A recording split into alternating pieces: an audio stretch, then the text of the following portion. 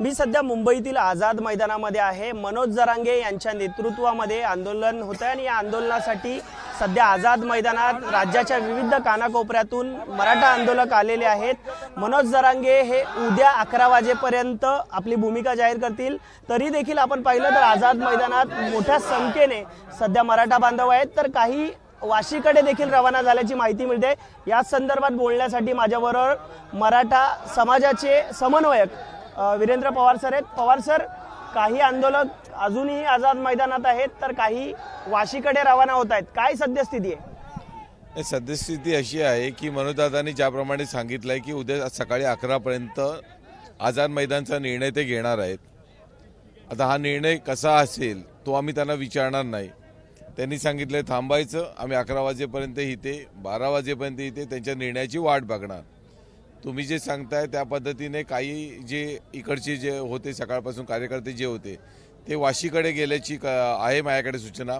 तसेच जवळपास 250 ते 300 गाड्या या मुंबईकडे रवाना झाल्याच्या सूचना मला मानखुर्द देते स्थित असलेल्या आमच्या लोकांनी सांगितले।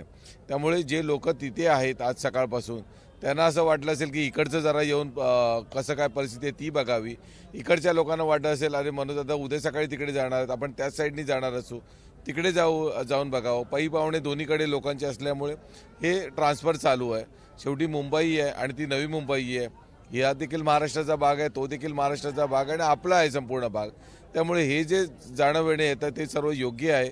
आमचं फक्त एकच आहे की मनोजदादांचं ज्यावेळी आम्हाला त्या पद्धतीचे मार्गदर्शिका येईल की मी मुंबई इथे येतोय मुंबईत, तर आम्ही इथे मुंबईची पूर्ण तयारी आमची आहे। तर ते जर बोलले की नाही आता वाशीलाच या, तुम्ही वाशीला या, तर त्या पद्धतीने आम्ही वाशीला जायची आमची तयारी आहे। त्यामुळे आम्ही त्यांना सांगणार की जर आम्हाला वाशीला बोलवणार असाल तर आम्हाला थोडा वेळ द्या, कारण इकडनं सर्व लोक तिथे यायला पाहिजेत। तो जो वेळ लागू शकतो तेवढा वेळ तर आम्ही त्यांच्याकडे मागून हक्काने घेणार आणि मग तिथे जर जल्लोष असेल किंवा तिथे जर तसा होणार असेल कार्यक्रम तो करू। जर सरकारने GR नाही दिला त्या पद्धतीने तर मनोजदादांनी आधीच सांगितलंय की उद्या सकाळी मी इथे आंदोलनाला बसणार, मग त्याची तयारी आम्ही इथे करू शकतो। तुम्ही जर बघाल तर कुठल्याही तयारीची इथे कमी नाही, सर्व गोष्टी इथे झालेल्या आहेत। लाऊडस्पीकर, लाईट, बॅकड्रॉप, शेड्स, आता मोबाईल चार्जिंगसाठी देखील इकडच्या लोकांसाठी आपण व्यवस्था करतोय। त्यामुळे मुंबईमध्ये आल्यावर अशा कुठल्या गोष्टीची तुम्हाला चिंता करण्याची गरज नाही, आम्ही त्याची काळजी घेऊ। फक्त थोड्या वेळामध्ये जे आमचं बोलणं होईल त्या पद्धतीने सूचना आम्ही त्यांना देऊ।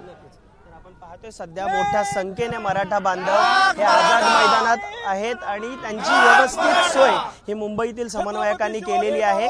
मनोज जरांगे हे जे आदेश देतील त्या आदेशानुसार आम्ही वाशीकडे जाऊ किंवा मुंबईत राहू असं या ठिकाणी यांची भूमिका आहे। आता काहीच वेळात मनोज जरांगे हे त्यांच्याशी संवाद साधतील आणि त्यानंतर ही सगळे जे मराठा बांधव आझाद मैदानात आहेत ते देखील पुढचा निर्णय घेतील।